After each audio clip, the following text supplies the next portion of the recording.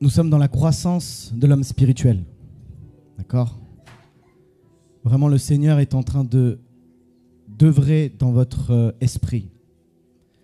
Il y a un grand mouvement.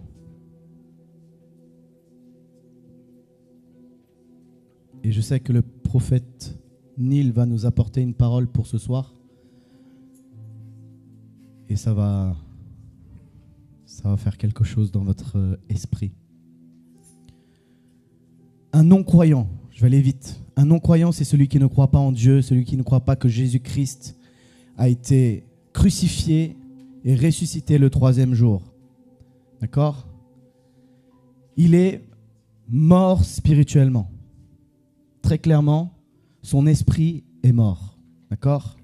L'esprit, l'homme spirituel est mort.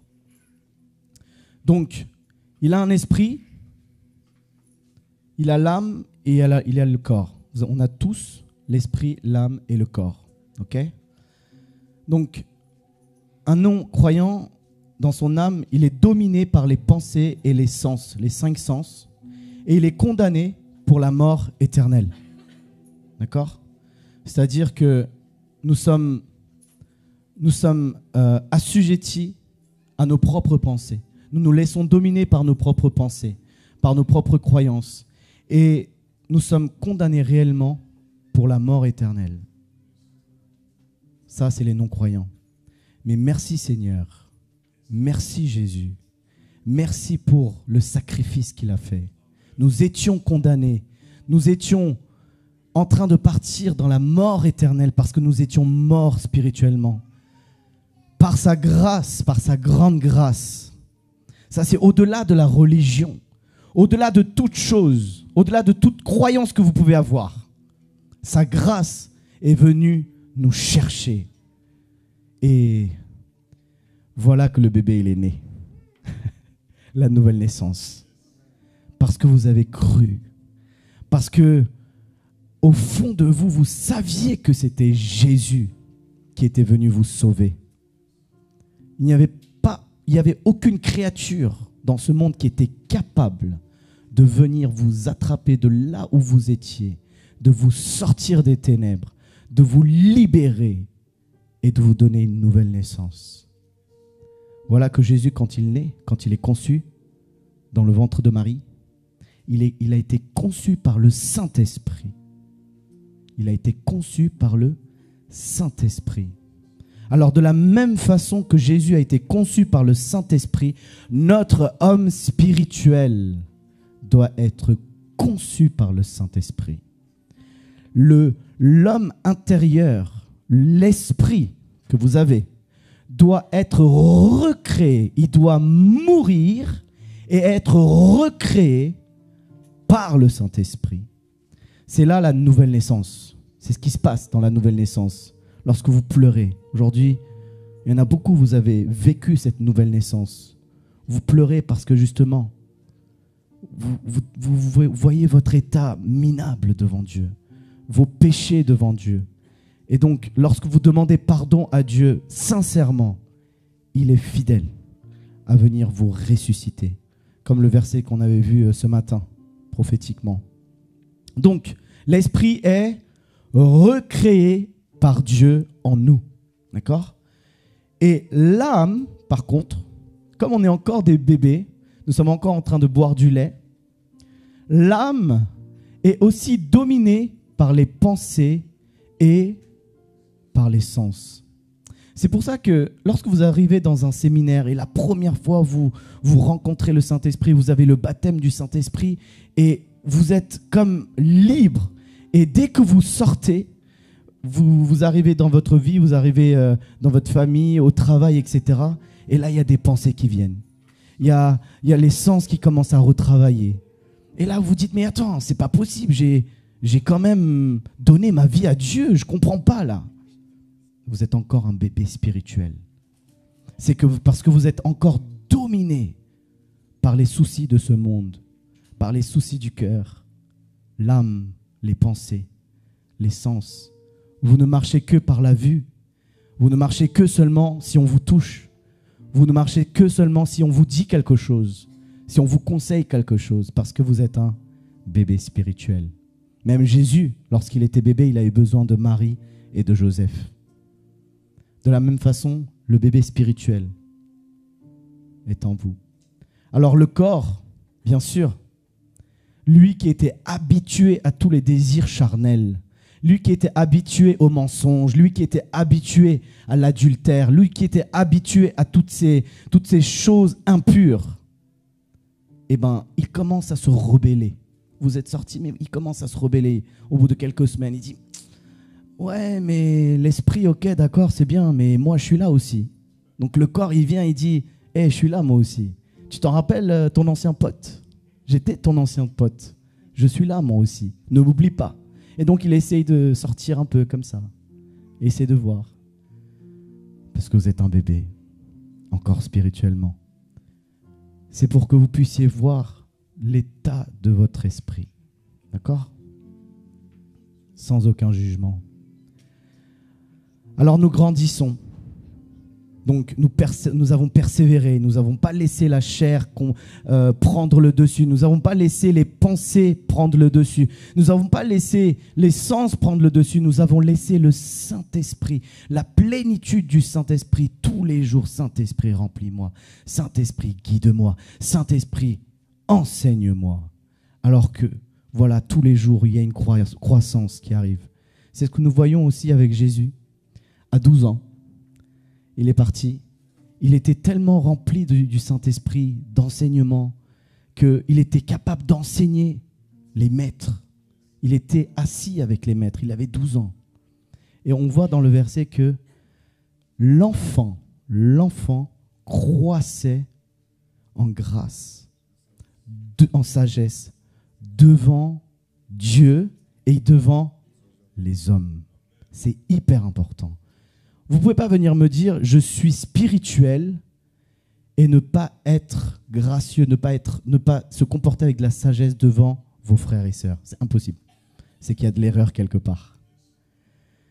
Donc, l'enfant, il est enseigné par la parole, c'est-à-dire qu'il a donné son esprit, il a donné son âme, son corps pour être enseigné. Donc, il se laisse enseigner. Jésus lui-même, lorsque ses parents ils viennent, ils disent « mais tu étais où ? Pendant 3 jours, on te cherche. » Et là, il dit « je faisais les choses de mon Père. » Et puis, juste après, c'est écrit « il obéit, il suit ses parents. » C'est-à-dire qu'il était enseignable.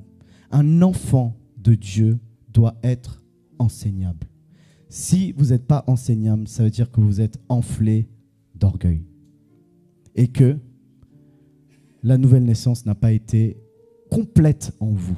L'esprit a été recréé, mais vous vous laissez encore être comme des bébés à vouloir du lait, le biberon.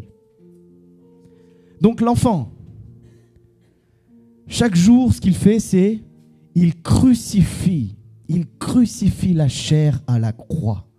C'est-à-dire, il dit, toi, je te connais. Ok, je t'ai connu pendant 20 ans, pendant 10 ans, pendant 15 ans, peu importe, je t'ai connu. C'est très bien, mais maintenant, je ne veux plus te connaître. Maintenant, je veux que tu meurs. Je veux que la chair meure. Et donc, l'enfant grandit de cette façon. Pourquoi et comment ça se fait qu'il est capable de crucifier la chair? C'est parce qu'il est dans l'enseignement du Saint-Esprit, parce qu'il marche et parce que l'âme a de l'équilibre entre les pensées et les sens. C'est-à-dire qu'il contrôle ses pensées. C'est-à-dire que son jardin, là où il y a des semences, il y a un contrôle total. C'est-à-dire qu'il n'autorise pas n'importe quelle pensée rentrer dans sa maison. D'accord? Et il est aussi capable d'avoir le maîtrise, c'est-à-dire qu'il y a les fruits qui commencent à se former en lui. Donc, il a la maîtrise de soi. C'est-à-dire qu'il ne marche pas par la vue. Il se dit, il n'y a que Dieu, il y a la foi qui marche. Et donc, c'est pour ça qu'il est capable de crucifier la chair. D'accord? C'est que par l'Esprit de Dieu. Parce qu'il laisse la place à l'Esprit de Dieu. Et donc, on continue. L'adulte. Donc, Jésus a grandi. Il a pris en maturité. Et il prend son baptême. Il est complètement gouverné par le Saint-Esprit. Au moment où il prend le baptême, il reçoit l'Esprit, il reçoit le Saint-Esprit. Et donc il se laisse gouverné par le Saint-Esprit. C'est-à-dire que ce n'est plus moi, c'est toi, Seigneur. Dans Hébreux 10, c'est dit, tu ne te plais pas au sacrifice, mais tu m'as donné un corps, tu m'as formé un corps. Me voici, je suis là pour faire ta volonté. Alors, c'est un cœur comme ça que le Seigneur cherche. Une maturité comme ça que le Seigneur cherche. Peut-être que vous l'avez déjà fait et que vous l'avez encore. C'est très bien. Ça veut dire que vous n'êtes pas affecté par l'âme. Dès qu'il y a quelque chose de blessant, vous ne vous courbez pas. Vous dites Saint-Esprit. C'est-à-dire l'âme n'est pas gouvernée par vos pensées et par vos sens. Il est gouverné par le Saint-Esprit. Vous ne vous laissez plus abattre par les choses de ce monde. Et puis, comme tous les jours, on a crucifié une partie de la main, une partie du pied, une partie du corps. On arrive au stade de la maturité où votre chair a été complètement crucifiée à la croix. Et c'est là où la puissance du Saint-Esprit vient sur vous. Dans quelle partie de la croissance vous êtes aujourd'hui? Prenez conscience. Et où vous voulez aller? C'est quoi votre but aujourd'hui dans votre vie? Vous voulez devenir un grand entrepreneur? Très bien. Vous voulez devenir un docteur de la parole? Très bien. Un grand prophète peut-être? Très bien. Bravo. Super. Mais votre croissance spirituelle est où? Vous êtes où? Vous êtes encore un bébé en train d'essayer de prophétiser, mais en même temps, votre chair qui vous appelle, votre âme qui vous appelle? Vous êtes où? Est-ce qu'il y a cette prise de conscience qui est là dans votre cœur? Est-ce que vous savez vous mesurer? Est-ce que vous savez où vous êtes? Est-ce que vous savez le but que Dieu vous a donné? Paul, il dit, je suis le but. Il y a un but qui a été fixé. Et je cours vers ce but. Et donc, il y a un chemin. Il y a un chemin, il court. Il y a un chemin à prendre. Le chemin 3. Vous êtes là? Chemin étroite, pas mal. Donc, prenez conscience qu'il y a cette réalité-là. Et venez sincèrement devant Dieu. Dites, Seigneur, voilà, ça fait 10 ans que je suis un bébé. C'est pas possible. Il y a un problème dans ma croissance. Il y a quelque chose qui ne va pas. Je suis devenu enfant, mais maintenant, je n'arrive pas à devenir adulte. Il y a quelque chose qui ne va pas. Dans le spirituel, il y a quelque chose qui ne va pas. Et ça se reflète dans le corps, dans le physique, dans ma vie. Je suis toujours blessé. Mon cœur est toujours brisé. Dès qu'il y a quelqu'un qui me parle, je suis brisé. Dès qu'il y a quelqu'un qui me dit même un compliment, je suis touché. Je suis brisé. L'âme. Où est votre équilibre? Où êtes-vous aujourd'hui? Où est votre croissance spirituelle aujourd'hui? Vous savez, la Bible dit Dieu est esprit. D'accord? Si vous voulez l'adorer, il faut l'adorer en esprit. Si votre esprit est mort, vous allez faire comment? Dites-moi, c'est pas possible. Il se peut que vous soyez arrivé au stade d'un bébé, que vous soyez arrivé à un stade d'un enfant ou d'un adulte, vous pouvez aussi trouver la mort à travers le péché volontaire. Comprenez? Vous pouvez être mort spirituellement à travers votre péché volontaire, c'est-à-dire que vous savez qu'il ne faut pas faire, mais vous y allez quand même. Vous savez que là-bas, il y a la mort, mais vous y allez quand même. Vous êtes des chrétiens depuis 20 ans, mais vous êtes quand même allés là-bas. Vous avez quand même marché là-bas. Donc ça veut dire que vous êtes comme des non-croyants, des mécréants, des païens, des personnes qui ne connaissent pas Dieu. Est-ce que vous connaissez réellement Dieu? Qui connaît Dieu ici? Qui est capable de me dire je connais Dieu en se mesurant à ce schéma?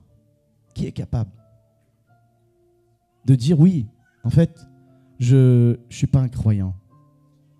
Oui, je suis un bébé. Est-ce que vous avez l'humilité pour dire oui, en fait, je suis un bébé. J'ai 10 ans de chrétienté. Pardon, mais vraiment, je suis un bébé, en fait. Mon état, aujourd'hui, au vu de ce que j'ai fait pendant mes 10 ans, mes hauts et des bas, mes blessures, mes caprices, je suis un bébé, oui.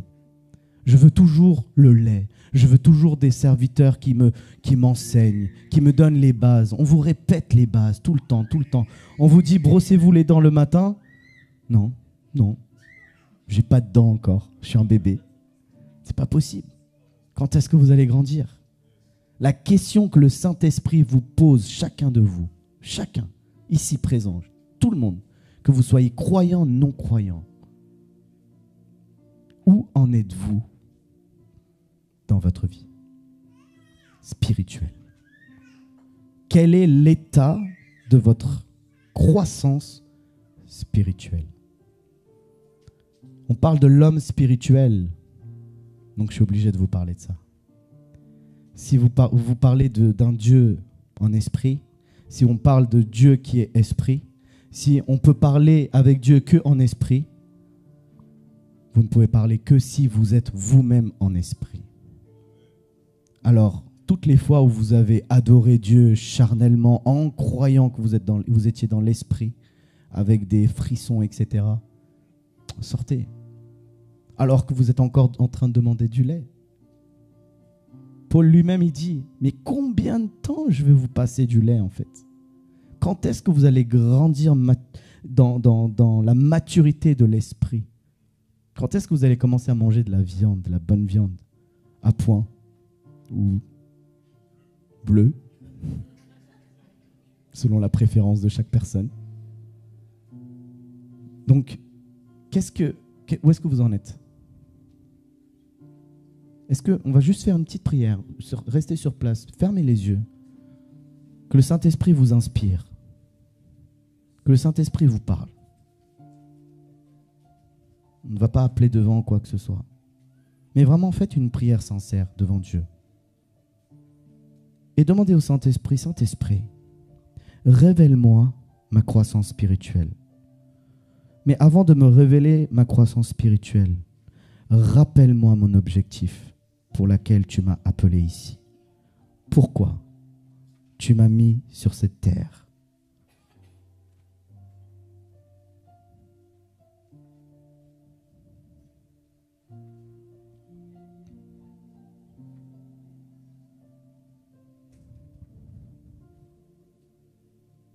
Saint-Esprit.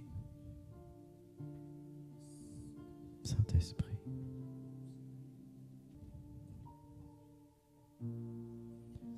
Marc 12, verset 28. Un spécialiste de la loi qui les avait entendus discuter vit que Jésus avait bien répondu aux Sadduciens. Il s'approcha et lui demanda, « Quel est le premier de tous les commandements ?» Jésus répondit, « Voici le premier. Écoute Israël, le Seigneur notre Dieu est l'unique Seigneur. Et tu aimeras le Seigneur ton Dieu de tout ton cœur, de toute ton âme et de toute ta pensée et de toute ta force. Voici le deuxième. Tu aimeras ton prochain comme toi-même. Et il n'y a pas d'autre commandement plus grand que ceux-là. » Quel est le premier commandement? Quel est le premier commandement? Plus fort.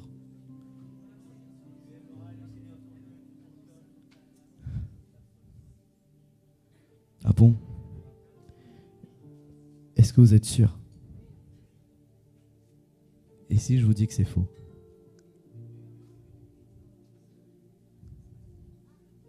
Est-ce qu'on peut mettre le verset, s'il te plaît? Le premier. 29. Ah. C'est quoi le premier? C'est quoi le premier?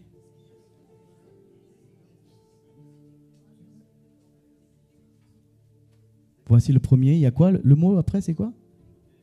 C'est ça le premier commandement. Si vous n'êtes pas capable d'écouter, vous ne serez même pas capable d'aimer. Si vous n'êtes même pas dans l'écoute du Saint-Esprit, si vous n'êtes même pas à l'écoute de ce que Dieu veut vous dire, mais où est-ce que vous voulez aller? On veut toujours sauter des étapes, mais il y a des mots là. Écoute Israël. Quand est-ce que tu vas commencer à écouter? Donc habituez-vous à écouter le Saint-Esprit, vous parlez. Et après vous arriverez à aimer Dieu et les autres. Alors je veux finir avec ça. Merci Seigneur. Merci Saint-Esprit.